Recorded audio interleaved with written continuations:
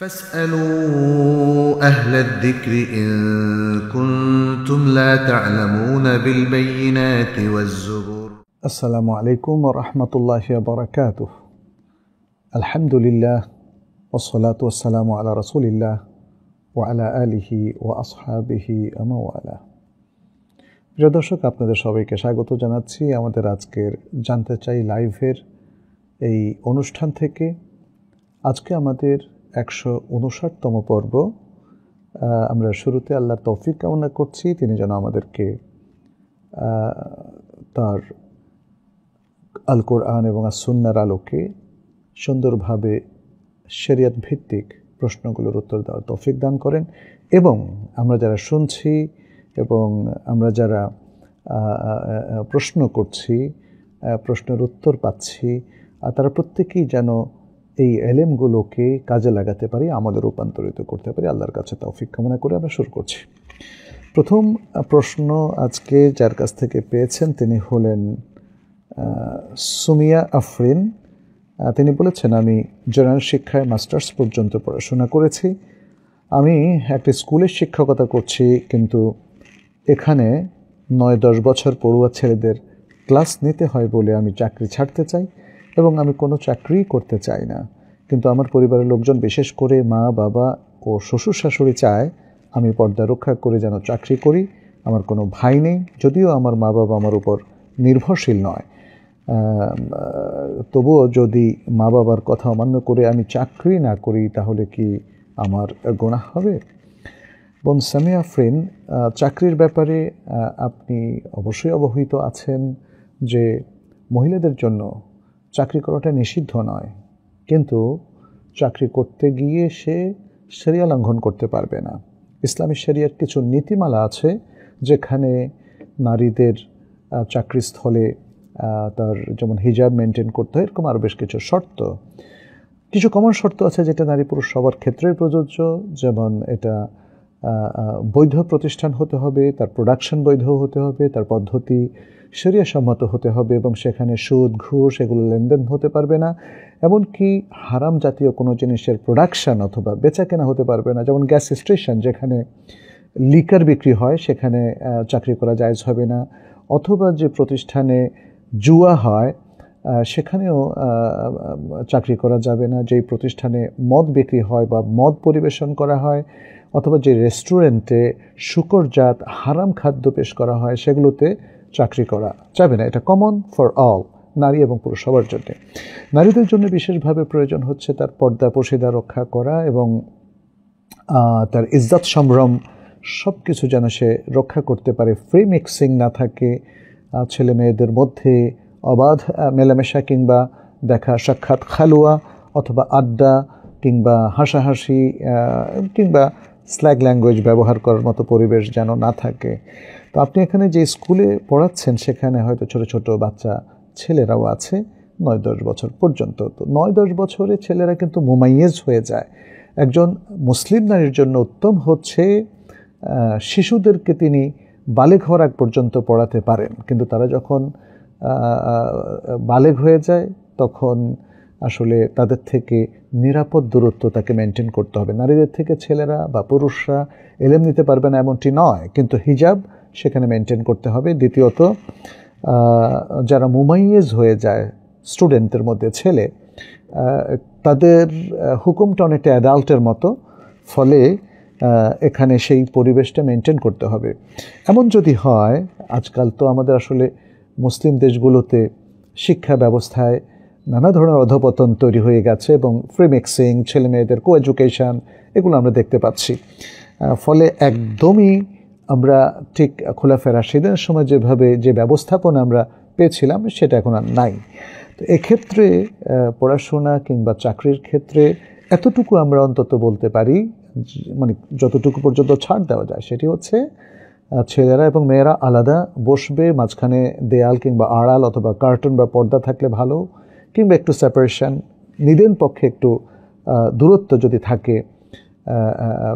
আমরা জানি যে কো এডুকেশনে আসলে ছেলেমেয়েরা একসাথে বসে, এটা শরীরসম্মত নয়, কিন্তু যদি নারীরা পেছনে বসে আলাদা করে, মাঝখানে একটু গ্যাপ থাকে, এবং নারীরা সবাই পর্দা করে, তাহলে সেটা হতে পারে। আর এমনটা তো আসলে খুব রেয়ারই দেখা যায় যে ছেলেমেয়েরা সবাই পর্দা করছে কোএডুকেশন সিস্টেমে। সেক্ষেত্রে শিক্ষিকা যিনি, তার জন্য আসলে খুবই এম্বারেসিং এবং শরিয়া লঙ্ঘনের মানে বিষয়টাই চলে আসে, বিশেষ করে যদি আপনি অ্যাডাল্ট স্টুডেন্টদেরকে পড়ান। তো এক্ষেত্রে আমি প্রথমত বলবো আসলে এই ধরনের চাকরি করাটা বাধ্যতামূলক না হলে আপনি কোএডুকেশনের পরিবেশে চাকরি করবেন না। এটা নারীদের ক্ষেত্রে বিশেষভাবে প্রযোজ্য। তারা হয়তো গার্লস স্কুলে অথবা মেয়েদের জন্য যে পরিবেশটা শরিয়াসম্মত সে পরিবেশে তারা চাকরি করবেন। আপনি বলছেন আপনি চাকরি করতে চান না, অথচ আপনার শ্বশুর শাশুড়ি বাবা মা তারা আপনাকে চাকরি করার জন্য নির্দেশ প্রদান করছে। এই অবস্থায় তাদের নির্দেশ অমান্য করার শরঈ কোনো অনুমতি আপনার আছে কি না? প্রথমত বলবো, আপনি যেহেতু একজন প্রাপ্তবয়স্ক মানুষ, চাকরি এটা শরঈ কোনো অব্লিগেটরি কাজ না।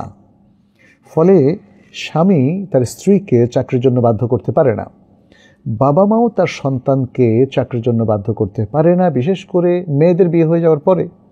আর শ্বশুর শাশুড়িও তার ছেলের বউকে চাকরির জন্য বাধ্য করতে পারে না। অতএব আপনি এখানে আসলে শরিয়ার দিক থেকে চাকরি করতে বাধ্য নন। আমি মনে করি আপনার বাবা মা এবং আপনার শ্বশুর শাশুড়ি কিংবা আপনার স্বামী, এদের উচিত হচ্ছে আপনাকে রেসপেক্ট করা, আপনার ইচ্ছাকে সম্মান করা এবং আপনার ইচ্ছা অনুযায়ী এখানে কাজ করতে দেওয়া। যেটা আপনার উপর জরুরি সেটা হচ্ছে স্বামীর আনুগত্য শরঈ বিষয়গুলোতে, সংসারের গুরুত্বপূর্ণ বিষয়গুলোতে ইত্যাদি আরও অনেকগুলো বিষয়। আমি একটু সংক্ষেপ করার জন্য এতটুকুই বললাম।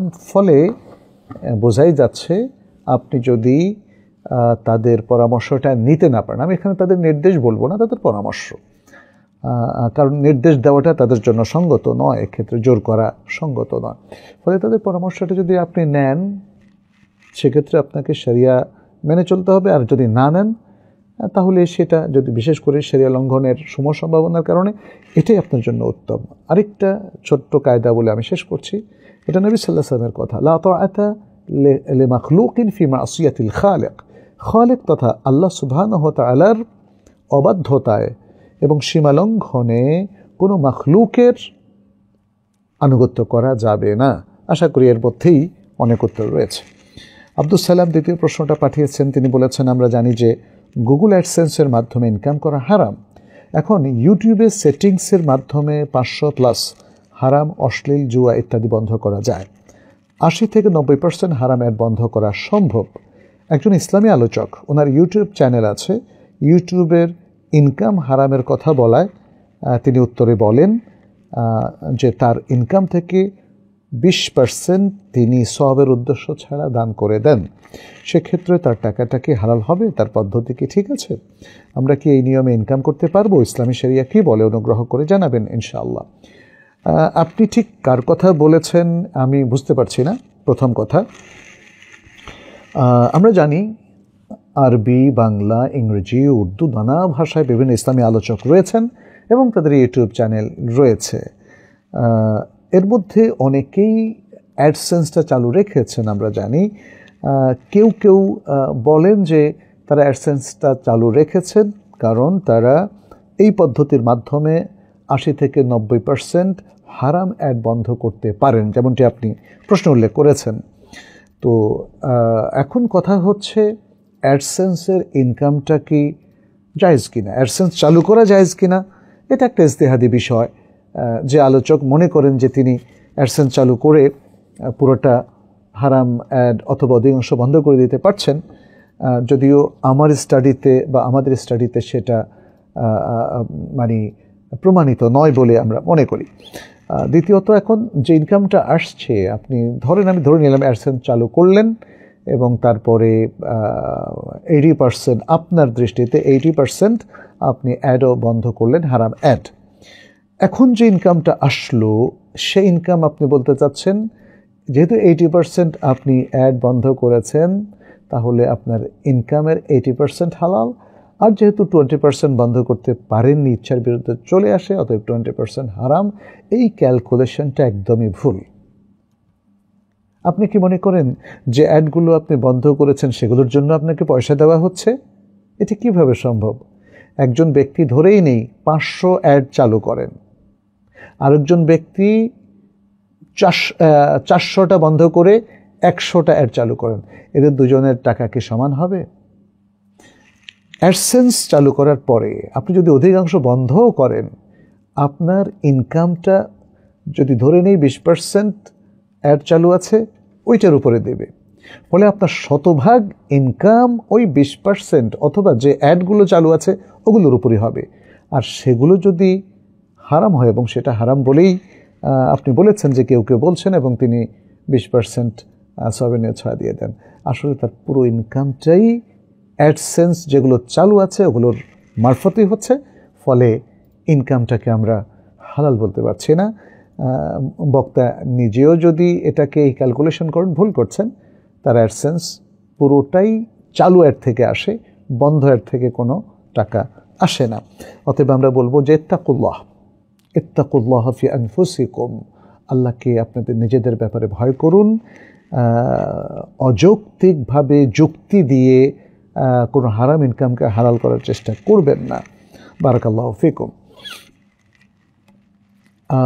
আমাতুর রহমান বলেছেন, ইবনে উমর রাদিয়াল্লাহু তাআলা আনহুমা থেকে বর্ণিত একটি হাদিস আছে, নবী সাল্লাল্লাহু আলাইহি সাল্লাম বলেন, তোমাদের কেউ যেন অন্যের দামাদামের উপর দর বাড়িয়ে না বলে এবং অন্যের বিবাহের উপর প্রস্তাব না দেয়। এই হাদিসটিতে কি বোঝানো হয়েছে? অনলাইন ম্যাট্রিমনি ওয়েবসাইটগুলোর মাধ্যমে ছেলেপক্ষ বা মেয়েপক্ষ কি একই সময়ে একের অধিক পছন্দের বায়োডাটা প্রস্তাব পাঠাতে পারবে তাদের সম্পর্কে খোঁজখবর করার জন্য, তুলনামূলক দিনদারিতা যাচাইয়ের জন্যে? আমার মনে হয় আপনার পুরো হাদিস থেকে বিবাহের ব্যাপারটাই আপনি এখানে বলতে চাচ্ছেন। বাট যেহেতু হাদিস নিয়ে কথা বলেছেন, আমরা বলবো যে এখানে একটা হাদিস এসছে সহিহ বুখারীর মধ্যে, নাহান নবী সাল্লাল্লাহু আলাইহি ওয়াসাল্লাম আন ইয়াবিআ বা'দুকুম আলা বাই'i বা'দিন ওয়া লা ইয়াখতুবা الرجل على خطبة أخيه حتى يترك الخاطب قبله أو يأذن له الخاطب. الحديث عن عبد الله بن عمر رضي الله تعالى عنهما.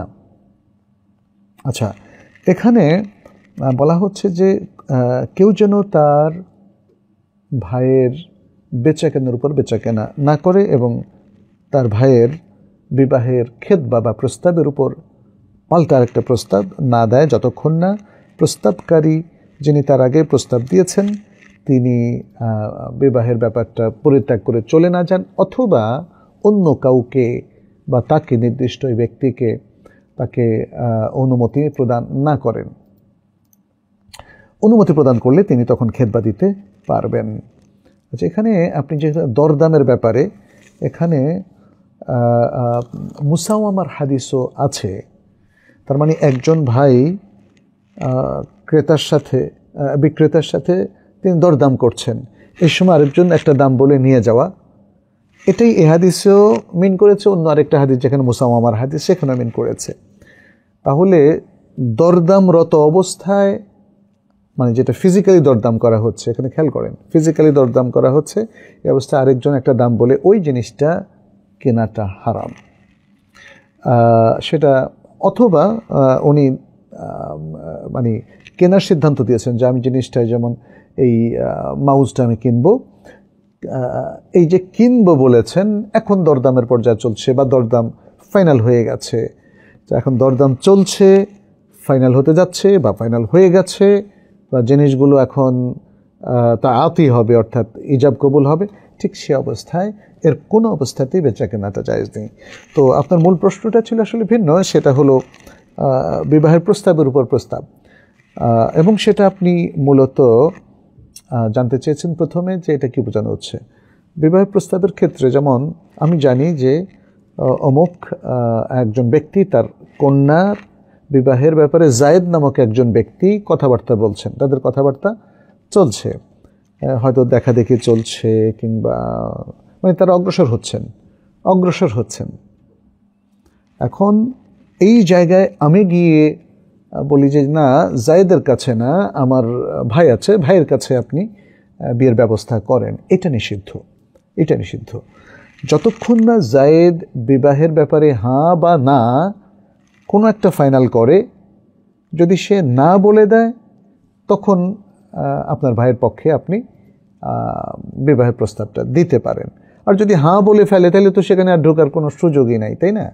তো এটাই আসলে মূলত বোঝানো হচ্ছে যে একটা প্রস্তাবের উপরে আপনি গিয়ে জায়েদের প্রস্তাবটাকে নাকচ করে তাদেরকে আপনার দিকে অ্যাট্রাক্ট করছেন যে আপনি বেশি মহারণা দিবেন, আপনার গাড়ি আছে, বাড়ি আছে, মানে একটা কিছু বলে জায়েদের প্রস্তাবটাকে নাই করে দিয়ে আপনি নিজে আগাতে চাচ্ছেন, অথচ জায়েদ কিন্তু এখানে আগ্রহী। এটা হারাম। এখন আসি অনলাইনে। অনলাইনে কেনাবেচা এবং অনলাইনে ম্যাট্রিমনির মাধ্যমে আমরা যে বায়োডাটাগুলো পাই সেটা আসলে ঠিক এই চিত্রগুলোর সাথে মেলে না। অনলাইনে যেমন ধরেন মাউস একজন বিক্রি করছে, যে এফোরটেক মাউসটা বিক্রি করছে এবং অর্ডার চাচ্ছে। এখন অর্ডারের মাধ্যমে আপনি ক্লিক করে অর্ডার ফাইনাল করার মধ্য দিয়ে আপনি কেনাবেচাটা কিন্তু কমপ্লিট করলেন। এখন ঠিক আপনি যখন অর্ডার দিচ্ছেন এই সময় আরও একজন অর্ডার দিচ্ছে, আরও একজন দিচ্ছে, আরও একজন দিচ্ছে, এগুলো কি এই হাদিসের নিষিদ্ধতার আওতায় পড়ে? উত্তর হচ্ছে যে না, কারণ আমরা সেম প্রোডাক্টটাকে অর্ডার করছি। এখানে সুনির্দিষ্টভাবে কোনোটাকে ফাইনাল করা হয়নি। উনি আগে অর্ডারগুলো নিচ্ছেন, নিয়ে একটা একটা করে তিনি পাঠাবেন।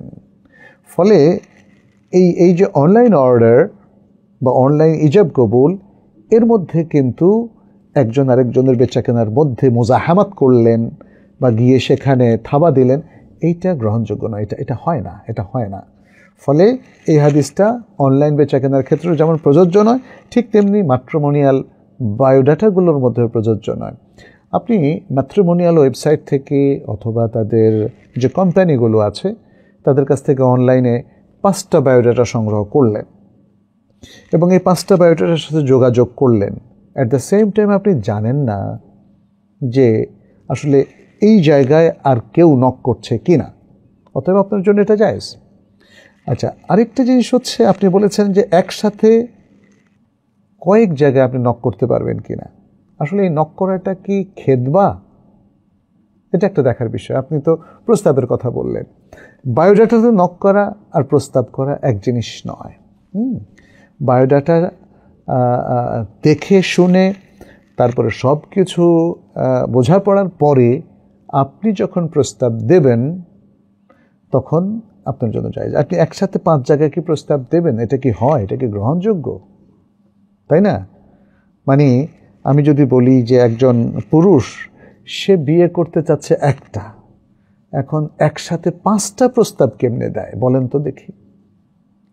আর মেয়ের অভিভাবক তিনিও তার মেয়েকে বিয়ে দেবেন এক জায়গায়, তিনি খোঁজ খবর নিতে পারেন 5 জায়গায়, 10 জায়গায়, 5,000 জায়গায়, কোনো সমস্যা নাই। কিন্তু তিনি প্রস্তাব গ্রহণ করবেন অথবা প্রস্তাব দেবেন, প্রস্তাব নেবেন একটা জায়গায়, তাই না? একই সাথে মেয়েকে 3 জায়গায় 2 জায়গায় বিয়ে দেওয়া কি জায়েজ? একই সাথে আমাদের পুরুষরাও বাংলাদেশে, যদি একজন পুরুষের পক্ষে একাধিক বিয়ে জায়েজ, কিন্তু একবারে তো তিনি এক বৈঠকে 2টো বিয়ে করেন না। এটা অবাস্তব একটা বিষয়। যদিও করা জায়েজ আছে, কিন্তু এটা করেন না। যাই হোক, আশা করি বুঝতে পেরেছেন। আমরা একটু ডিসকাশন করে নিচ্ছি যে বাস আপনাদেরকে আসলে বোঝানোর জন্য। খুব সংক্ষেপে হানা বলে দিলে হয়তো বুঝবে না অনেকেই। আচ্ছা, এরপরে আমরা 3টা প্রশ্ন শেষ করলাম না। 4র্থ প্রশ্ন মোহাম্মদ আবু সাঈদের কাছ থেকে এসছে। তিনি বলেছেন, জ্যামিতিতে একটি রেখাকে অসীম কল্পনা করা হয়। আল্লাহ যেহেতু সবচেয়ে বড়, সেক্ষেত্রে একটি রেখাকে যখন অসীম কল্পনা করি তখন কি পরোক্ষভাবে এই কল্পনা করা হলো না যে রেখাটা আল্লাহর চেয়েও বড়? কারণ রেখাটা তো অসীম, মানে এটি কখনো বড় দিক দিয়ে শেষ হবে না। তাহলে জ্যামিতির এই ধারণাটা কি কুফরি বা শিরক? না, এটা আপনার মনের ত্রুটি, আপনার এক্সপ্লেনেশনের ত্রুটি। আপনি এই সৃষ্টির যত কিছুকে অসীম ভাবেন না কেন, সেটা সসীম। আপনি মনে সেটা জানেন না, এই জন্য প্রশ্নটা করেছেন ভাই আবু সাঈদ। পৃথিবীর কোনো কিছুই অসীম নয়। এই যে মহাশূন্য, এই যে 7 আসমান, এটাও কি অসীম? না, এটা অসীম না, এটাও সসীম। আল্লাহর সকল সৃষ্টি সসীম। আল্লাহ তো এই আসমানসমূহ, এই মহাশূন্য, এ ছায়াপথ, এ নিহারিকা, এ ব্ল্যাক হোল, এই সৌরজগৎগুলো আল্লাহই তো সৃষ্টি করেছেন। এগুলো আমি ছোট্ট ক্ষুদ্র একজন মানুষ, আমার কাছে অসীম মনে হতে পারে, বা আমি এক্সপ্রেশনে অসীম বলতে পারি, বাট সত্যিকার অর্থে এর সব কিছু সসীম। অতএব আপনি এই যে একটা ধাঁধার মধ্যে নিজেকে ফেলে দিয়েছেন, অসীম সসীম ধারণাটাকে অসীম বলে আপনি এটা আল্লাহর সাথে কম্পেয়ার করে এটাকে শিরক বানিয়ে দিয়েছেন। It's wrong. আপনি দেখুন আল্লাহ সুবহানাহু ওয়া তাআলা কত বড়। আল্লাহ বলছেন ওয়াসিআ কুরসিয়ুহুস সামাওয়াতি ওয়াল আরদ। আল্লাহর কুরসি, যেটি হচ্ছে তার পা রাখার জায়গা, সেটাই হচ্ছে আসমান সমূহ এবং জমিনের চাইতে বড়। আল্লাহর কুরসি। তাহলে আপনি একটা রেখাকে অসীম বলছেন, এই রেখাটা কি অসীম? আপনি কি বোঝাবেন? আপনি জানেন যে কোনো সৌরজগতের যে নক্ষত্রগুলো আছে তার আলো পৌঁছতে কোটি কোটি বছর লাগে। তাহলে এটাও কি আপনার দৃষ্টিতে অসীম? তো যাই হোক, আমার কাছে মনে হয় এগুলো নিয়ে নিজেকে ধাঁধার মধ্যে ফেলবেন না, শয়তানকে গালিব করবেন না। এটা একটা ওয়াসওয়াসা, এটা হলো ওয়াসওয়াসা, ওসিডি টাইপের প্রবলেম। এগুলোকে স্থান দিলে আপনি কিন্তু মানসিক রোগী হয়ে যাবেন।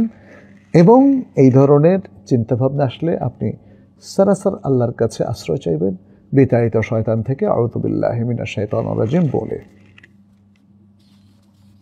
আচ্ছা, এরপরে আমরা 5 নম্বর প্রশ্নে যাই। 5 নম্বর প্রশ্ন বলছে, প্রশ্নটি এসেছে রহমাতুল্লাহ বিন আব্দুল কাইয়ুম থেকে। তিনি বলছেন, শেখ, সালাতের ওয়াক্তের বিষয়ে কেউ আউয়াল ওয়াক্তে, কেউ আখের ওয়াক্তে, আবার কেউ মাঝামাঝি ওয়াক্তে পড়ে। আবার কাউকে দেখতে পাচ্ছি ওয়াক্তের শুরু সময় থেকে দেরিতে সালাত শুরু হওয়ার কারণে মসজিদে না এসে বাড়িতে সালাত আদায় করছে। এখন এই বিষয়ে সুন্নাহ অনুযায়ী সঠিক সমাধান কি জানাবেন ইনশাআল্লাহ। সালাতের আউয়াল ওয়াক্ত, মাঝখানে বা শেষে ওয়াক্তের মধ্যে সালাত পড়লে সালাত হয়ে যাবে। ওয়াক্তের মধ্যে সালাত পড়লে সালাত হয়ে যাবে। নবী সাল্লাল্লাহু আলাইহি ওয়াসাল্লামকে যখন জিজ্ঞেস করা হয়েছিল সবচেয়ে উত্তম কাজ কি, তিনি নানা উত্তর দিয়েছিলেন। তার মধ্যে একটা উত্তর হচ্ছে আসসালাতু লিওয়াক্তিহা, আর আসসালাতু ফি ওয়াক্তিহা, ওয়াক্তের মধ্যে সালাত পড়া, ওয়াক্ত চলে যাওয়ার পরে না। এখানে আরেকটা শব্দ আছে আত-তাখির আন ওয়াক্তিস সালাহ, আরবিতে, এবং হাদিসে, বিভিন্ন হাদিসে এই কথাটা এসছে, ইউআখিরুনা সালাতা আন আওকাতিহা আও আন ওয়াক্তিহা। সালাতকে তারা তার ওয়াক্ত চলে যাওয়ার পরে বিলম্ব করে, অর্থাৎ ওয়াক্ত চলে যাওয়ার পরে পড়ে। এটা হলো আত-তাখির আন ওয়াক্তিস সালাহ, সালাতের ওয়াক্তের পরে সালাতকে তাখির করা, অথবা তাখিরুস সালাত আন ওয়াক্তিহা। এটা লা ইয়াজুজ, এটা পৃথিবীর অন্যতম বড় কবিরা গুনাহ। সালাতের ওয়াক্ত শেষ হওয়া পর্যন্ত আপনি নির্বিকার থাকলেন, সালাত পড়লেন না, চলে যাওয়ার পরে বললেন যে আমি এখন কাজা করব, এটা হারাম। এই ধরনের সিদ্ধান্ত নেওয়াটা হারাম। এটাকে বলা হয় ইদআতুস সালাহ, কোরআনের ভাষায় ইদআতুস সালাহ, সালাত নষ্ট করে দেওয়া। এখানে আল্লাহ সুবহানাহু ওয়া তাআলা আল কোরআনে বলছেন ফাখালাফা মিন বা'দিহিম খালফুন আদাউস সালাহ, বলেছেন যে তাদের পরে আসলো একদল অপদার্থ মানুষ যারা সালাতকে নষ্ট করলো। এবং মুফাসসিরিন ইকরাম সবাই একমত, এখানে আদাউস সালাহ আই ইউআখিরুনা সালাত আন ওয়াক্তিহা, সালাতকে তার ওয়াক্ত চলে যাওয়ার পরে আদায় করলো। এটাই হলো ইদআতুস সালাহ বা সালাত নষ্ট করা। আল্লাহ বলছেন এদের ব্যাপারে ফাসাউফা ইয়ালকাউনা গাইয়া, তাহলে চিরেই এরা জাহান্নামের গাই উপত্যকার মুখোমুখি হবে, সেখানে যাবে তারা, তাদের বাসস্থান হবে জাহান্নাম। অতএব কেউ যদি সালাতকে তার ওয়াক্ত থেকে তাখির করে, এটা হারাম। এখন কথা হচ্ছে ওয়াক্তের মধ্যে উত্তম কোনো ওয়াক্ত কি আছে? উত্তর হচ্ছে আছে, আউয়াল ওয়াক্ত। আউয়াল ওয়াক্তে সালাত পড়াটা উত্তম, যদিও রাসূল সাল্লাল্লাহু আলাইহি সাল্লাম এশার সালাতটা আউয়াল ওয়াক্তে সারা বছর পড়তেন না, একটু দেরি করে পড়তেন। অতএব এশার ওয়াক্ত দেরি করে পড়াটা উত্তম সব সিজনে, গরম, বসন্তকাল, শীতকাল, সব সিজনে। অন্য সালাতগুলো যেমন ফজর, জোহর, আসর, মাগরিব, এগুলো আউয়াল ওয়াক্তে পড়াটা উত্তম। যদিও জোহর সালাত এটা গরমের দিনে, বিশেষ করে বিপুল গরমের দিনে, এটা একটু দেরি করে পড়া উত্তম, যেহেতু রাসূল সাল্লাল্লাহু আলাইহি সাল্লাম বলছেন আবরিদু আয-যহরা, হ্যাঁ, যহরকে তোমরা দেরি করে পড়ো। এর কারণ তিনি উল্লেখ করেছেন যে এটা হলো গরমে, কারণ তখন জাহান্নাম নিঃশ্বাস ছাড়ে, ফলে গরম লাগে মানুষের কাছে, এবং সেই সময় জোহরকে একটু দেরি করে, যে গরমটা একটু কমা পর্যন্ত অপেক্ষা করে, দ্বীপ্রহরের পরে, হ্যাঁ, হয়তো আধা ঘন্টা, 1 ঘন্টা, পৌনে 1 ঘন্টা লেট করে পড়াটা উত্তম তখন। আর শীতকালে জোহর তাড়াতাড়ি পড়াটা উত্তম। তাহলে এখন মানুষ যদি ধরেই নেই যে মসজিদে সালাতের জামাতটা হচ্ছে মধ্যম ওয়াক্তে, 2-2.5 ঘন্টা যাওয়ার পরে, অথবা শেষ ওয়াক্তে গিয়ে তারা তাখির করে। আমাদের দেশে আছে বিভিন্ন জায়গায় নানা কারণে মানুষের মধ্যে আসলে দিনী চেতনাটা কম। মানুষ সেখানে দেখা যাচ্ছে দলিল ছাড়াই অনেক কিছু আমল করে, হয়তো কোনো মুফতির তাকলিদ করেন, মুফতি সাহেব যেমনি বোঝান অমনি সাধারণ মানুষগুলো কাজ করে। এখানে যে জেনারিক একাডেমিক যে ইসলামের স্ট্যান্ডটা আছে, যে ইসলাম ঠিক এক্স্যাক্টলি সবচেয়ে অথেন্টিক যে মতটা ব্যক্ত করেছে, এটা অনেকেই অলসতার কারণে, অথবা তার জ্ঞান কম থাকার কারণে, কিংবা অনেক সময় মাযহাবী তাকলিদের কারণে মানুষ এগুলোকে অ্যাভয়েড করে যায়। অথচ আমাদের উচিত হচ্ছে রাসূল সাল্লাল্লাহু আলাইহি সাল্লামের সবচেয়ে কাছাকাছি অবস্থান করা। যাই হোক, এখন যদি দেখি যে কোনো মসজিদে তারা আউয়াল ওয়াক্তের পাবন্দি করছে না, তারা ওয়াক্তের ঠিক মাঝখানে নিয়ে যাচ্ছে সালাতকে, অথবা ওয়াক্তের একদম শেষের দিকে নিয়ে যাচ্ছে, অথবা আসরের ক্ষেত্রে যেমন মাকরু ওয়াক্তে নিয়ে যাচ্ছে, তখন আমি কি করব? এক্ষেত্রে আমরা উলামায়ে কেরামের নানা ধরনের মতামত পাই। আমরা দেখি যে উলামায়ে কেরাম কেউ বলেছেন যে আউয়াল ওয়াক্তে একাকী পড়া উত্তম, এবং তারপরে তিনি জামাতের সাথে পড়বেন। আবার যদি সুযোগ পান, আউয়াল ওয়াক্তে একাকী পড়বেন, তারপর আবার জামাতের সাথে পড়বেন। তো এখানে আমরা দেখি যে ইমাম নাওয়াবী এক্ষেত্রে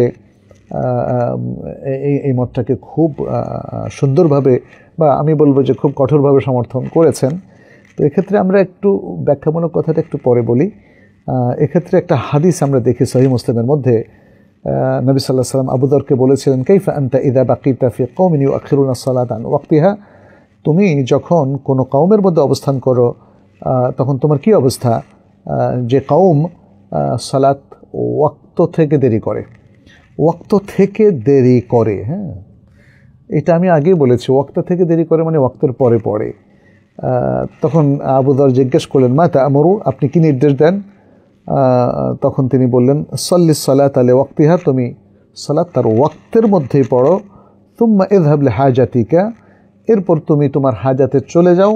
ফাইদা উকিমাতিস সালাতু ওয়া আনতা ফিল মসজিদ ফাসাল্লি, এরপর যদি সালাত কায়েম হয়ে যায় এবং তুমি মসজিদের মধ্যে অবস্থান করো, যে মসজিদে সালাত কায়েম হলে একটু দেরি করে তুমি ফাসাল্লি, সেটা সালাত পড়ো। তার মানে হচ্ছে এখানে বোঝা যাচ্ছে যে ওয়াক্তের মধ্যেই শেষ দিকে এসে যখন মসজিদে সালাত কায়েম হয়, জামাত হয়, তখন তুমি সেটা পড়ো। আবু যর রাদিয়াল্লাহু তাআলা আনহুকে নবী সাল্লাল্লাহু আলাইহি ওয়াসাল্লাম এমনটা বলেছিলেন। এই হাদিসের আলোকে ইমাম নাওয়াবী বলেন, যেহেতু তিনি মুসলিমের শরা লিখেছেন, সেখানে বলেন যে ফাল্লাযীনা ইখতারুহু আন্নাহু ইয়াফআলু মা আমারাহু বিহি নবী সাল্লাল্লাহু আলাইহি ওয়াসাল্লাম ফায়ুসাল্লি মাররাতাইন, যেটা আমরা পছন্দ করছি সেটা হলো নবী সাল্লাল্লাহু আলাইহি ওয়াসাল্লাম আবু যর রাদিয়াল্লাহু তাআলা আনহুকে যে নির্দেশটা দিলেন সেটা আমরা পছন্দ করছি। ফলে আবু যর রাদিয়াল্লাহু তাআলা দুবার নামাজ পড়লেন, একটা আউয়াল ওয়াক্তে আর একটা হলো জামাতের সাথে। মাররাতান ফি আউয়াল ওয়াক্ত মুনফারিদান লিতাহসিলি ফাদিলাতি আউয়াল ওয়াক্ত, আবু যর গিফারী রাদিয়াল্লাহু তাআলা আনহু তিনি আউয়াল ওয়াক্তের ফজিলত পাওয়ার জন্য তিনি একাকী আউয়াল ওয়াক্তে নামাজ পড়লেন। ওয়া মাররাতান ফি আখিরিহি জামাআতান লিতাহসিলি ফাদিলাতিহা, এবং আরেকবার তিনি জামাতের সাথে পড়লেন যখন জামাতটা ওয়াক্তের শেষ দিকে এসে কায়েম হলো, যেন জামাতের ফজিলতটাও তিনি ধরতে পারেন। আচ্ছা, এখানে উলামায়ে কেরাম উল্লেখ করেছেন, যদি ব্যক্তি একটাই নামাজ পড়তে চায়, যে ওয়াক্তের ভিতরে আমরা আউয়াল ওয়াক্ত হোক, মাঝখানে হোক, শেষে হোক, আমি একটাই নামাজ পড়বো, দুইবার পড়বো না, কারণ ফরজ তো একবারই পড়ার কথা এসছে, দুইবার তো আসে নাই, তাহলে এখানে উলামায়ে কেরাম প্রায় সকলেই বলেছেন তাহলে উত্তম হচ্ছে জামাতের সাথে সালাত আদায় করা। জামাতের সাথে আদায় করা যদি সেটা ওয়াক্তের মধ্যে একটু দেরি করেও আদায় হয়, বুঝতে পেরেছেন আশা করি, তাহলে একই নামাজের চাইতে জামাতের সাথে আদায় করা উত্তম। কেউ যদি মনে করে যে সে একবারই পড়বে তাহলে সে আউয়াল ওয়াক্তে একা একাই পড়বে না, বরং জামাতের সাথে পড়বে। আর কেউ যদি মনে করে যে সে আউয়াল ওয়াক্তেও পড়বে পরে জামাতের সাথে পড়বে, তাহলে ইমাম নাওয়াবী বলেছেন এবং আরও অনেক উলামায়ে কেরাম বলেছেন 2 বার পড়াটা তার জন্য উত্তম। যেমনটি আবু যার গিফারী রাদিয়াল্লাহু তাআলা আনহুর ক্ষেত্রে নবী সাল্লাল্লাহু আলাইহি সাল্লাম রেকমেন্ড করেছেন। আচ্ছা, এখন আমি এখানে বলবো যে আসলে একটা সালাত 2 বার পড়ার পরিকল্পনা, এটা একটা হাদিসে এসেছে সহিহ মুসলিমের, সেটা হচ্ছে যদি সম্ভবপর হয়। কিন্তু আমি যেমন ধরেন ফজর আপনি কি 2 বার পড়ার প্ল্যান করতে পারেন? তাই না? ফজর তো একবার পড়ার পরে সূর্যোদয় পর্যন্ত অন্য কোনো নফল পড়তে নিষেধ করা হয়েছে। তাহলে আপনি যখন প্রথমবার পড়বেন সেটাই ফরজ হিসাবে আদায় হবে, দ্বিতীয়বার পড়লে সেটা নফল হবে। যেমন মুআয ইবনে জাবাল রাদিয়াল্লাহু তাআলার ক্ষেত্রে হয়েছে, তিনি নবী সাল্লাল্লাহু আলাইহি ওয়াসাল্লামের সাথে এশা ফরজেও ইক্তেদা করতেন, আর তিনি যখন তার কওমে যেতেন তখন তিনি নফল পড়তেন এশা, এবং পরবর্তীতে তিনি যেটা যখন কওমের মধ্যে নফল পড়তেন তিনি ইমামতি করতেন। তার মানে তিনি নবী সাল্লাল্লাহু আলাইহি ওয়াসাল্লামের সাথে ফরজটা পড়তেন আর কওমের মধ্যে গিয়ে তিনি নফল পড়তেন এশার নামাজে। কওমের লোকেরা এশার নামাজ পড়তো তার নফলের পেছনে। তো একজন ব্যক্তির 2টো নামাজই কিন্তু একই ওয়াক্তে 2টো নামাজই ফরজ হয় না, ফরজ একটা হয়। আউয়াল ওয়াক্তে ফরজ পড়লে শেষে তার জন্য সেটা নফল হয়ে যায়, তাহলে নফলে তিনি ইক্তেদা করছেন, ওটা তার জন্য জায়েজ। কিন্তু ফজর এবং আসরের ক্ষেত্রে এটা কীরকম হবে, তাই না? এটা একটা দেখার বিষয় আছে। অতএব জিনিসটাকে আমরা জেনারেলাইজ করব না, আমরা বলবো যেমন অন্য নামাজের ক্ষেত্রে, যেখানে যেমন এশার ক্ষেত্রে, যেমন জোহরের ক্ষেত্রে একজন ব্যক্তি 2 বার পড়তে পারেন। মাগরিবের ক্ষেত্রে 2 বার পড়তে পারেন কিনা, উত্তম কিনা, এটা একটা গবেষণার বিষয় আছে। কারণ মাগরিবটা তো রাতের মধ্যে আমরা পড়ি, সূর্যাস্ত যাওয়ার পর রাত শুরু হয়ে যায় শবে সাদেক পর্যন্ত। তাহলে মাগরিবটা আমরা 2 বার পড়লে একই রাত্রে 2টো বেতর হয়ে যায়। আর মাগরিবটা সাধারণত কেউ তাখির করে না, অধিকাংশ মানুষ এবং সব মাযহাবের মানুষেরাই বড় জোর 5-10 মিনিট পর্যন্ত তাখির করে। অতএব মাগরিবটা আমাদের মনে হয় কনটেক্সটের বাইরে। বাকি 4 ওয়াক্তের মধ্যে 2 বার করে পড়ার সুযোগ হলো জোহর আর এশাত। ফজরে এবং আসরে উত্তম হচ্ছে 1 বার করে পড়া। তো সেক্ষেত্রে আমরা বলবো এখানে জামাত ধরাটা উত্তম আউয়াল ওয়াক্তে একাকী পড়ার চাইতে, আর বাকিগুলোর ক্ষেত্রে আউয়াল ওয়াক্তে একাকী পড়ে আবার জামাত ধরতে পারে ইত্যাদি। তবে ওভারঅল আমি একটা নসিহা করি সবাইকে, নিজেকে সহ, সেটি হচ্ছে আমরা সবাই আউয়াল ওয়াক্তেই চেষ্টা করি, আমরা সবাই সুন্নাহ ফলো করার চেষ্টা করি। এই যে প্রবলেমগুলো হচ্ছে আমাদের মানে লোকদের মধ্যে সুন্নাহ অনুসরণের প্রবণতাটা কম, ফলে তারা সুন্নাহকে ভায়োলেট করে অনেক পরে জামাত যখন কায়েম করে তখন সুন্নাহর পাবন্দি যিনি করতে চান তার জন্য সমস্যা তৈরি হয়। সেই জন্যই তো এগুলো বলা হচ্ছে না। আমি আমার দেশের সকল বাংলা ভাষাভাষী সবাইকে বলবো, আসুন আমরা সুন্নাহকে রিভাইভ করি, সুন্নাহকে ফলো করি। আমরা এশা ছাড়া বাকি সকল সালাতের ক্ষেত্রেই আমরা আউয়াল ওয়াক্ত সালাত আদায় করি। আমরা গরমের সময় শুধু জোহরকে একটু বিলম্ব করে পড়তে পারি। বারাকাল্লাহু ফিকুম। সুমন মিয়া বলেছেন, আপনি কেমন আছেন? আলহামদুলিল্লাহ ভালো আছি। আপনি বলেছেন, আমি প্রবাসে একটা কোম্পানিতে কাজ করি। আমার কাজ হলো যদি মালামাল নিয়ে গাড়ি আসে তাহলে রাস্তায় দাঁড়িয়ে খেয়াল রাখা যেমন গাড়ি রাস্তায় কোনো দুর্ঘটনা না ঘটে। কিন্তু এমন কাজ সপ্তাহে 1 দিন বা 2 দিন হয়, সপ্তাহের বাকি দিনগুলো বসে বসে কাটাই এবং সারাদিন বসে থাকি। এই সময়টাতে মোবাইল চালাই। সেফটি বস, আপনাদের হয়তো কাজের বস যিনি মোবাইল চালাতে না করে, কিন্তু আমরা কাজ না থাকলে মোবাইল চালাই। বস যদি মোবাইল চালাতে দেখে তাহলে তা নিয়ে নেয়। কাজ থাকলে আমরা মোবাইল চালাই না। এক্ষেত্রে বসের কথা অমান্য করে মোবাইল চালালে বেতনের টাকাটা কি হারাম হয়ে যাবে? প্রথমত আমরা বলবো যে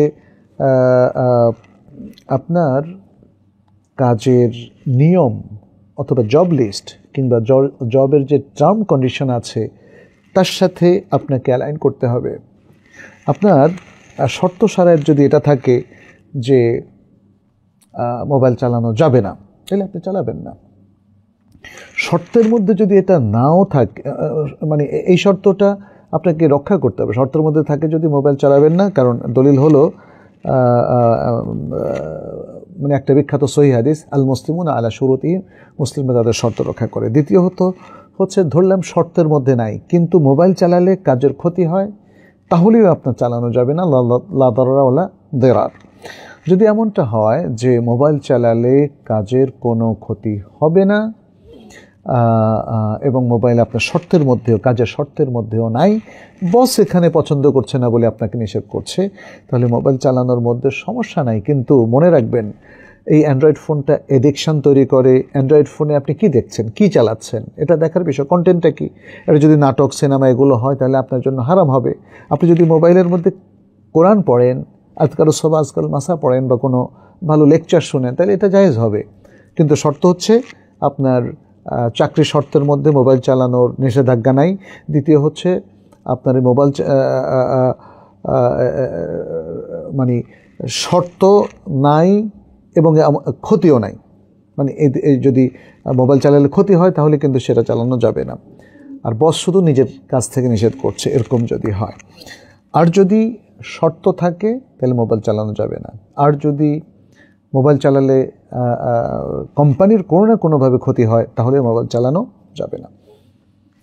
আরিয়ান লায়েক ভারত থেকে প্রশ্নটা করেছেন, বলছেন আমি একজন স্টুডেন্ট, আমার HS পরীক্ষা আছে আগামী 8 সেপ্টেম্বর থেকে 22 সেপ্টেম্বর পর্যন্ত। তাই এই সময়ে পড়াশোনায় বেশি সময় দেওয়ার জন্য আমি কি বাড়িতে ফরজ সালাত আদায় করতে পারবো? কারণ জামাতে গেলে লম্বা কিরাতের জন্য একটু দেরি হয়, আর পরীক্ষা চলাকালীন অনেক ছুটি আছে, সেই সময় জামাতে যাওয়ার চেষ্টা করব। এমন করলে বাড়িতে পড়া ফরজ কবুল হবে কিনা? ভাই আরিয়ান, আমরা বলবো যে যেহেতু আপনি HS পরীক্ষা দিচ্ছেন, তাহলে আপনার জন্য ফরজ হচ্ছে জামাতের সাথে সালাত আদায় করা। যারা পরীক্ষার্থী এবং বালেগ, তারা সালাতও জামাতের সাথে পড়তে হবে এবং ফরজ সিয়ামও রাখতে হবে। পরীক্ষার কারণে আপনি ফরজ সিয়াম ভাঙবেন অথবা সালাত একাকে পড়বেন, এটা হতে পারে না। এখানে সালাত পরীক্ষার কারণে তরক করা যায় না, মানে সালাত জামাতের সাথে আদায়টাকে পরীক্ষার কারণে তরক করা যায় না। আর যদি আপনি তরক করেন তাহলে গুনাহগার হবেন, কারণ পরীক্ষা এখানে ওজন নয়। যে ওজনের কারণে জামাত তরক করা যায় সেটা হচ্ছে পথিমধ্যে কোনো ভয় কিংবা শত্রুর ভয় অথবা আপনার অসুস্থতা, মানে শারঈ ওজর, এরকম কোনো কিছু যদি থেকে থাকে তাহলে হতে পারে। অন্যথায় আসলে প্রত্যেকেরই উচিত হচ্ছে জামাতের সাথে সালাত আদায় করা। পরীক্ষা এখানে কোনো ওজর হিসাবে গণ্য হবে না। আচ্ছা, রুহুল আমিন প্রশ্ন করেছেন, বর্তমানে আমি সৌদি আরবে থাকি, একটা প্লাস্টিক সার্জারিতে ফ্যাক্টরিতে কাজ করি। পবিত্র জুমার দিন আমাদের বাইরে যেতে দেয় না। আমাদের সুপারভাইজার বলে তোমরা ভেতরেই সালাত আদায় করবে। এমত অবস্থায় ফ্যাক্টরির ভেতরে খুতবা দিয়ে জুমার সালাত আদায় করি, আমাদের সালাত হবে কি না? এখানে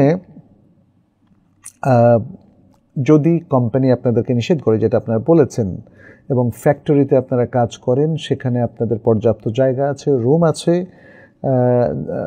অনুমতি না থাকায় বাইরে যেতে পারছেন না, তাহলে আপনারা ফ্যাক্টরিতে জুমার সালাত আদায় করতে পারবেন, খুতবা দিয়ে জুমার সালাত আদায় করতে পারবেন, এতে কোনো সমস্যা নেই। তবে একটা জিনিস শুধু আমরা দেখি যে আমাদের ওলামায়ে কেরাম বলেছেন, এই ফ্যাক্টরিটা এটা যদি গ্রামে হয়, কোনো জনপদে হয়, শহরে হয়, তাহলে আপনাদের জুমার সালাত ঠিক আছে।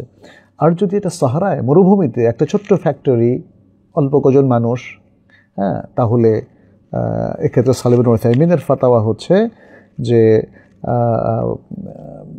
এই ধরনের বাওয়াদি, যেখানে জনবসতি নাই, জনপদ নাই, সেখানে জুমার সালাত পড়া যাবে না, সেখানে জোহর সালাত পড়তে হবে। কিন্তু এখানে ফ্যাক্টরি, আমি বুঝতে পারছি এখানে আপনাদের হয়তো কয়েকশো থেকে কয়েক হাজার মানুষ, এবং এখানে একটা শহরতলি এটা বা গ্রাম, ফলে এখানে আদায় করতে কোনো অসুবিধা নেই। একজন ভাই প্রশ্ন করছেন, সাকিব ইবন আব্দুর রহমান, বলেছেন আরাফ এবং কান্তারা সম্পর্কে জানতে চান। শেষ বিচারের দিনে এই বিশেষ দুটো স্থানে মোমেনদের অমীমাংসিত কিছু বিষয় মিটিয়ে দেওয়া হবে, এটা কি আসলে ঠিক কিনা? আরাফ এটা হলো একটা জায়গা যেটি জান্নাত এবং জাহান্নামের মাঝখানে। এটা নিয়ে আরও অনেক কথাবার্তা কারা থাকবে এই আরাফের মতো জায়গাগুলোতে? উলামায়ে কেরামের অনেকগুলো কাউল আছে, তার মধ্যে একটা রাজেহ কাউল হলো যে এখানে সেই সব লোকেরা থাকবে যাদের নেকি এবং বদি সমান। এখানে আমরা দেখি যে আল কোরআনে আল্লাহ সুবহানাহু ওয়া তাআলা একাধিক আয়াতে আল আরাফের কথা উল্লেখ করেছেন। যেমন একটি আয়াতে তিনি বলছেন ওয়াবাইনাহুমা হিজাবুন ওয়া আলাল আরাফি রিজালুন ইয়ারিফুনা কুল্লাম বিসীমাহুম ওয়া নাদাউ আসহাবাল জান্নাতি আন সালামুন আলাইকুম লাম ইয়াদখুলুহা ইল্লা ওয়া হুম ইয়াতমাউন। বলেছেন তাদের মাঝখানে থাকবে একটা হিজাব, আর আরাফের উপরে থাকবে একদল মানুষ যারা প্রত্যেককে তাদের চিহ্ন দ্বারা চিনতে পারবে, এবং তারা আসহাবুল জান্নাত, জান্নাতবাসীদেরকে ডেকে বলবে তোমাদের উপর সালাম, তাদেরকে তারা সালাম জানাবে। তারা জান্নাতের প্রতি প্রবেশের প্রতি খুব আগ্রহ পোষণ করে জান্নাতে প্রবেশ করবে, এখানে সেটা বলা হয়েছে। এরপর বলা হয়েছে ওয়াইদা সুরিফাত আবসারুহুম তিলকা আসহাবিন নার, যখন এই আসহাবুল আরাফের দৃষ্টি জাহান্নামবাসীদের প্রতি প্রক্ষেপ করা হবে, ক্বালু রাব্বানা লা তাজআলনা মাআল কওমিজ যালিমিন, তখন তারা আল্লাহর কাছে আবার দোয়া করবে, আল্লাহ আমাদেরকে এই জালিম কওমের সাথে, জাহান্নামবাসীদের সাথে আমাদেরকে একসাথ করে দিবেন না। ওয়ানাদা আসহাবুল আরাফি রিজালান ইয়ারিফুনাহুম বিসীমাহুম, এবং এই আরাফের অধিবাসীরা তারা একদল মানুষকে আহ্বান করবে যাদেরকে তারা তাদের চিহ্ন দ্বারা বুঝবে। ক্বালু মা আগনা আনকুম জামউকুম ওয়া মা কুনতুম তাস্তাকবিরুন। জাহান্নামবাসীদের কথা বলা হচ্ছে যে তোমাদের এই যে মানে সমষ্টি, এটা তোমাদের কোনো কাজে আসলো না, এবং তোমরা তো অহংকার করতে। এভাবে দেখা যাচ্ছে যে আরব বাসীরা তারা জান্নাতবাসী এবং জাহান্নামবাসীদের সাথে কথা বলবে। এখানে মানে তাদের মধ্যে কিছু মীমাংসা করে দিবে, এমন কথাটা ঠিক এভাবে আসেনি, যদিও কান্তারার কথাটা এসেছে। আমরা যেটা দেখি কান্তারার যে বিষয়টা, এটা সহিহ বুখারীর একটা হাদিস, আবু সাঈদ আল খুদরি রাদিয়াল্লাহু তাআলা আনহু থেকে বর্ণিত। নবী সাল্লাল্লাহু আলাইহি ওয়াসাল্লাম বলেন ইয়াখলুসুল মুমিনুন মিনান নার, মুমিনরা জাহান্নাম থেকে তারা মুক্ত হয়ে যাবে। ফায়ুহবাসুনা আলা কান্তারাতিন বাইনাল জান্নাতি ওয়ান নার, তখন তাদেরকে জান্নাত এবং জাহান্নামের মাঝখানে কান্তারা নামক একটা জায়গায় তাদেরকে রাখা হবে। ফায়াকুসু লিবাদিহিম মিন বাদিন মাযালিমা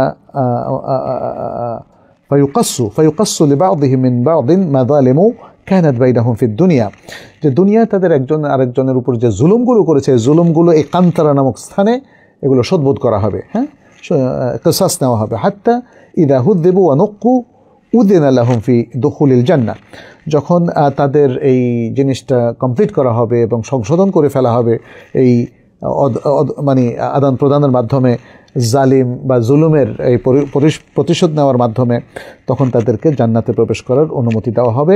নবী সাল্লাল্লাহু আলাইহি ওয়াসাল্লাম বলছেন ফাওয়াল্লাযী নাফসু মুহাম্মাদিন বিয়াদি, মুহাম্মদ সাল্লাল্লাহু আলাইহি ওয়াসাল্লামের জান যার হাতে, তার সেই রবের কসম করে বলছি, লা আহাদুহুম আহদা বিমানজিলিহি ফিল জান্নাহ মিনহু বিমানজিলিহি কানা ফিদ দুনিয়া, যে তাদের দুনিয়ায় যে মানজিলটা ছিল, জান্নাতে তাদের সেই মানজিলের মধ্যে তারা আরও অধিক হেদায়েত প্রাপ্ত থাকবে। এটা এখানে সহিহ বুখারীর হাদিসের মধ্যে কথাটি বলা হয়েছে। অতএব আমরা কান্তারার মধ্যে দেখতে পাচ্ছি কিছু জিনিসের মীমাংসা হবে, জুলুমগুলোর মীমাংসা হবে। তবে আরাফের মধ্যে কথোপকথন হবে, জান্নাতবাসী জাহান্নামবাসীদের সাথে কথা হবে, সেখানে কোনো আসলে শোধবোধের কিছু ব্যাপার নেই। আচ্ছা, একজন প্রশ্ন পাঠিয়েছেন, ক্লায়েন্টস মেসেজ TAA, বলেছেন ক্লায়েন্টের জন্য ফেসবুক অ্যাডস ক্যাম্পেইন করা জায়েজ হবে কি? ক্লায়েন্টস অ্যাডস ম্যানেজার অ্যাকাউন্টে ক্রেডিট কার্ড দেওয়া, সে সুদভিত্তিক কিছু করলে সেটার জন্য অ্যাডস ক্যাম্পেইন করা হারাম হবে কি? ম্যানেজারের কোনো দোষ? হ্যাঁ, দোষ হবে অবশ্যই। সুদভিত্তিক জিনিসকে প্রমোট করা, তাদের সাথে দেন দরবার করা, তাদের সাথে উঠা বসা করা, তাদের কাজ করে দেওয়া, এটা তো সুদকে প্রমোট করা হবে, অতএব সেটা জায়েজ হবে না। আচ্ছা, আমরা আজকে প্রশ্নোত্তর পর্ব এখানে শেষ করতে চাচ্ছি। আপনাদের যে প্রশ্নগুলো আমরা পেয়েছি, আসলে আর অনেকগুলো প্রশ্ন আছে, আমরা সে প্রশ্নগুলো একটু পরে নেই। এখানে একটা প্রশ্ন নিয়ে নেই। মোহাম্মদ ইসমাইল বলেছেন, আজান দেওয়ার সাথে সাথে নারীদের মাথায় কাপড় দেওয়ার বিধানটা কি? আজান দেওয়ার ব্যাপারটা আসলে, আজান দেওয়ার সময় নারীদের কাপড় দেওয়ার কোনো শরিয়াসম্মত বিধান নাই, শরিয়তে কোনো নির্দেশনা নেই যে এই সময় কাপড় দিতে হবে, বরং নারীরা যে অবস্থায় আছে সে অবস্থায় থাকবে। যদি তারা এটাকে ইবাদতের কাজ বা সওয়াবের কাজ হিসাবে মনে করে যে আজান দিলেই মাথায় কাপড় দিতে হবে, তখন সেটা বিদআতে পরিণত হবে, যেহেতু তার কোনো দলিল নেই, একটা সওয়াবের কাজ তারা বানিয়ে নিয়েছে। তাহলে যে অবস্থায় আছেন সে অবস্থাতেই তিনি আজানের জবাব দেবেন। তবে আমরা যেটা দেখি যে নারীরা পর্দা করে না, তারা এটার উপর আমল করে। তো আসলে আজান দেওয়ার সময় তাদের পর্দা তাদের কোনো কাজে আসবে না, তারা সবসময় পর্দা মেনটেন করতে হবে। আচ্ছা, আরেকটা প্রশ্ন এসছে, সাইম খান বলেছেন, আমার দাদা বাবাকে পালক সন্তান হিসেবে লালন পালন করছে। তিনি মারা যাওয়ার আগে তার সকল সম্পত্তি আমার বাবার নামে লিখে দিয়ে গিয়েছেন। ওই সম্পত্তি কি আমার বাবার জন্য হালাল হয়েছে? ওইটা থেকে কি আমি আর আমার বোন ভাগ পাবো? বাবাকে পালক সন্তান হিসেবে আপনার দাদা পালন করেছে, এটা তো বুঝলাম না। বা আপনার দাদার সন্তানই তো বাবা, তাকে পালক সন্তান হিসেবে কেন পালন করবে? অর্থাৎ আপনার বাবা যাকে আপনি দাদা বলে চেনেন তার ঔরসজাত সন্তান নয়, এটাই বোঝা যাচ্ছে। তার মানে আপনি যাকে দাদা বলতেন তিনি আপনার বাবাকে পালক সন্তান হিসাবে পালন করেছেন। মারা যাওয়ার আগে সকল সম্পত্তি বাবার নামে লিখে দিয়েছেন, এটা জায়েজ হয় নাই। এখানে দেখতে হবে দাদার যে সকল সত্যিকার ওয়ারিস ছিলেন সে ওয়ারিসরা তার সম্পদ পাবে। আর আপনার বাবা সর্বোচ্চ আপনার দাদা, যিনি আসল দাদা নন, তার মানে ওসিয়ত করার সম্পত্তি 3 ভাগের 1 ভাগ পাবেন। সেই 3 ভাগের 1 ভাগ আপনাদের জন্য হালাল হবে, বাকিটা হালাল হবে না। যার সন্তানের যারা কোনো নেতৃস্থানীয় ব্যক্তি বা পরহেজগার আলেমগণ পড়াতে পারবেন না, এটা কি সঠিক? হ্যাঁ, এখানে ওলামায়ে কেরামের ইখতিলাফ রয়েছে। সেক্ষেত্রে আমরা দেখি যে অধিকাংশ ওলামায়ে কেরাম বলেছেন যে যার সন্তান তার তো কোনো দোষ নেই, অতএব তার জানাজার সালাত পড়ানো হবে। এবং এই কথাটা অনেক ওলামায়ে কেরাম বলেছেন, যাদের মধ্যে আছেন আতা, জোহরি, নাখাই, ইমাম মালিক, ইমাম শাফিঈ, ইমাম আহমদ, ইসহাক এবং আরও অনেকে। তবে কাতাদা সহ অল্প সংখ্যক ওলামায়ে কেরাম বলেছেন যে না, যার সন্তানের কোনো জানাজা পড়া হবে না। তাহলে জমহুর ওলামায়ে কেরামের মতটা এখানে অধিক শক্তিশালী।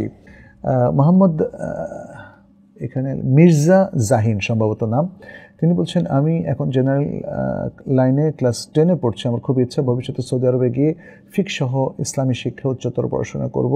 ঠিক আপনাদের মতো দিন এলেমে নিজেকে নিয়োজিত করতে চাই। বিষয়ে একটু বিস্তারিতভাবে দিক নির্দেশনা দিলে উপকার হয়। ভাই জাহিন, আলহামদুলিল্লাহ, আহলান ওয়া সাহলান। আপনি জেনারেল ক্লাসে পড়ার পরেও সৌদি আরবে পড়তে চান এবং বিশেষ করে ইসলামী শিক্ষায়, এর তো অনেক নজির আছে। ডক্টর জাকির নায়েক, তিনি একজন ফিজিশিয়ান এবং তিনি একজন ডাক্তার হওয়ার পরেও তিনি একজন ভালো দাঈ ইলাল্লাহ হতে পেরেছেন। অতএব জেনারেল লাইনে যারা পড়ছেন তাদের জন্য আসলে খুব কঠিন কিছু নয়। তবে এক্ষেত্রে ভালো করে একটা প্ল্যান নিতে হবে এবং এক্ষেত্রে যারা জেনারেল লাইনের স্টুডেন্টদেরকে আরবি শিখতে সহায়তা করে, কোরআন বা সানভিয়ার ক্লাস করায়, তাদের সহযোগিতা নেওয়া যেতে পারে। এক্ষেত্রে আমি আমাদের কুল্লিয়াতুল কোরআনের কথা বলবো। এখানে আমরা সানভিয়া কিংবা যারা বিদেশে যেতে চায়, যারা মোটেই আরবি ব্যাকগ্রাউন্ডে ছিলেন না, তাদেরকে আমরা পড়াশোনা করাই এবং সেখান থেকেই তারা আমাদের শিক্ষকদের সহযোগিতায় সৌদি আরব সহ মধ্যপ্রাচ্যের আরও বিভিন্ন দেশে তারা অ্যাপ্লাই করতে পারবে। মোহাম্মদ হাবিব বলেছেন, আমি একজন অবিবাহিত ছেলে, আলহামদুলিল্লাহ বয়স আমার 27 বছর চলে। আমি নিয়ত করেছি আল্লাহর রহমতে আমি বিবাহ করব, কিন্তু সবচেয়ে বড় সমস্যা হচ্ছে দেনমোহর নিয়ে। এখানে আমার খটকা লাগে যে দেনমোহর কী এবং কাবিন কী সেটা আগে জানতে চাই। এরপর দেনমোহরটা অবশ্যই ছেলের কাছ থেকে আসে, কিন্তু বর্তমান সময়ের ভিত্তিতে কত টাকা দেনমোহর আসবে? কিন্তু সবচেয়ে বড় সমস্যা হচ্ছে, ধরেন আমি যদি মেয়েকে 1 ভরি স্বর্ণ দেনমোহর দেই, তাহলে কি টাকাও দেওয়া লাগবে? বর্তমান সময় দেখা যাচ্ছে যে স্বর্ণ দেওয়া লাগে, আবার টাকাও দেওয়া লাগে। এরপর দেখা যায় বর্তমান সময় 5-6 লাখ টাকা পর্যন্ত দেনমোহর নির্ধারণ করা হয়, কিন্তু কমপ্লিট করা আর হয় না। আমি দেনমোহরটা কখন আদায় করব? বিয়ের প্রথম রাত্রি নাকি আরও আগে নাকি পরে? আমি বড় বেকায়দায় পড়ে আছি। আশা করছি বিস্তারিত আলোচনা করে হাদিস থেকে বুঝিয়ে বলবেন। প্রথম কথা হচ্ছে, আপনার একটা ফিকুন নিকাহের কোর্স করা লাগবে। আমরা তাইবা একাডেমিতে এই কোর্সটা অফার করতে যাচ্ছি ইনশাল্লাহ। তবে কবে নাগাদ এটা চালু হবে বলা কঠিন। আর এক্ষেত্রে আপনি কাউন্সেলিংও নিতে পারেন। আপনি তাইবা একাডেমির একটা কাউন্সেলিং নেন, সেখানে আধা ঘন্টা থেকে 1 ঘন্টার একটা কাউন্সেলিং নিলে ভালো হবে। ইতিমধ্যে আমাদের এখানে কাউন্সেলিং নিয়ে যারা বিবাহ করতে যাবেন তারা নানা বিষয়, শুধু দেনমোহর না, আর অনেক কিছু আছে এখানে। বিবাহের মধ্যে শরিয়া লঙ্ঘন না করে সুন্দর বরকতপূর্ণ বিবাহ কী করে হতে পারে, এবং স্বামী স্ত্রীর অধিকার, এবং নতুন একটা জীবনে প্রবেশ করতে যাচ্ছেন তার জন্য কিছু নাসিহা ইত্যাদি, এগুলো আপনারা কাউন্সেলিংয়ে পাবেন। দেনমোহর এটাকে মাহার বলা হয় আরবিতে। এটা ওয়াজিব, ফরজ স্বামীর উপরে, এটা দুই পক্ষের মিউচুয়াল আন্ডারস্ট্যান্ডিংয়ে হবে। স্বর্ণ হতে পারে, টাকাও হতে পারে, দুইটাই হতে পারে, এবং এটা নগদ দেওয়াটাই সর্বোত্তম, তবে কিছু অংশ বাকি রাখাটা এটা জায়েজ আছে। আপাতত এতটুকু বললাম আজকে সংক্ষেপে। পরবর্তীতে আমি আশা করব যে আপনি কাউন্সেলিং নেবেন এবং আমরাও যদি সুযোগ হয় দেন মহরের উপর দীর্ঘ আলোচনা করবো ইনশাআল্লাহ। পারভেজ তপি বলেছেন, কোনো মুসলিম নাস্তিক হয়ে গেলে পরবর্তীতে যদি আবার দিনে ফিরে আসতে চায় তাহলে কি তাকে নতুন করে শাহাদা পাঠ করতে হবে? দেখুন, শাহাদা পাঠ এটা জরুরি নয়, জরুরি হচ্ছে তওবা করা, তওবাতুন নাসুহ। আর শাহাদাটা সাধারণত মানুষ আবার পাঠ করে, কারণ না হলে তো তার প্রমাণ কি যে সে আবার মুসলমান হয়েছে? একজন লোক মোরতাদ হয়ে গেল, একজন লোক কুফরি করলো, শিরক করলো, তাহলে তাকে তো আবার ইসলামে ফিরে আসতে হবে। সে আশহাদু আল্লা ইলাহা ইল্লাল্লাহ ওয়া আশহাদু আন্না মুহাম্মাদ রাসূলুল্লাহ বলে জানান দেয় যে আমি আবার রিভার্টেড হয়েছি, আমি আবার তওবা করে ইসলামে প্রবেশ করেছি। সাব্বির হোসেন বলেছেন, যখন ইমাম সূরা ফাতিহা পড়ার পর অন্য সূরা পাঠ করেন তখন কোনো মুসল্লি নামাজে শরিক হলে তাকে সূরা ফাতিহা পড়তে হবে কিনা? কারণ আমরা জানি কিরাত পাঠের সময় চুপ থাকতে হয়। ইমাম সূরা ফাতিহা পাঠ করার পরে অন্য সূরা পাঠ করার সময় যদি আপনি শরিক হন, আপনি সূরা ফাতিহা পাঠ করবেন, এটাই বিশুদ্ধতম কথা। তবে ইমাম যদি জোরে পাঠ করেন তাহলে একদল উলামায়ে কেরাম বলেছেন সেটা শুনলেই হবে। কিন্তু কেউ যদি ইমাম সূরা ফাতিহা পাঠ করে ফেলার পরে অন্য আয়াত যখন পড়ছেন তখন করলেন, তাহলে তো ইমামেরটা তো শোনা হলো না। এজন্য আমরা সবসময় বলি, হাদিস কোরআনের যত ডিসকাশন আছে সব কিছুর আলোকে ইমামের পেছনে যিনি মুক্তাদি থাকেন, ইমাম জোরে পড়েন আর আস্তে পড়েন, সর্ব অবস্থায় সূরা ফাতিহাটা পড়তে হবে। এখানে তারটা শুনলে পড়া লাগবে না, না শুনলে পড়া লাগবে, সে ব্যাখ্যা আমরা যাব না। আমরা এই ব্যাপারে বহু আলোচনা করেছি, কোন প্রক্রিয়ায় কিভাবে ইমাম জোরে পড়লেও মুক্তাদি সূরা ফাতিহাটা পড়তে পারেন, পড়তে হবে, এই মতটাকে আমরা সবচেয়ে শক্তিশালী মনে করি। যদিও আরও দুটো মত আছে যে ইমাম যখন জোরে পড়েন তখন পড়তে হবে না, ইমাম যখন আস্তে পড়েন তখন পড়তে হবে। আরেকটা মত হচ্ছে কখনোই পড়তে হবে না, ইমামের কেরাত মুক্তাদির জন্য কেরাত হয়ে যাবে। তবে প্রথমোক্ত মতটাই শক্তিশালী যে সর্ব অবস্থায় সূরা ফাতিহা মুক্তাদি ইমামের পেছনে পড়বেন। আচ্ছা, জান্নাতুল ফেরদৌস বলেছেন, আমার প্রশ্ন হলো ইন্টারে কমার্স নিয়ে পড়া কি জায়েজ? এখানে সুদ নিয়ে পড়াশোনা হচ্ছে, বাসায় অন্য গ্রুপে না দিয়ে কমার্সে দিতে যাচ্ছেন, কী করা উচিত? কমার্সে পড়তে কোনো অসুবিধা নেই, অ্যাকাউন্টিংয়ে পড়তে কোনো অসুবিধা নেই। এখানে যে জিনিসটা করতে হবে সুদ, এখানে সুদ নিয়ে পড়াশোনা না, তো সুদের সিলেবাসটা মুসলিম সমাজে কিছু লোকজন ঢুকিয়ে দিয়েছে, সেই জায়গাটা আমাদের কাজ করতে হবে। আমি তো আপনাদের মতো ছাত্র ছাত্রী শিক্ষার্থীদের কোনো দোষ দেখতে পাচ্ছি না।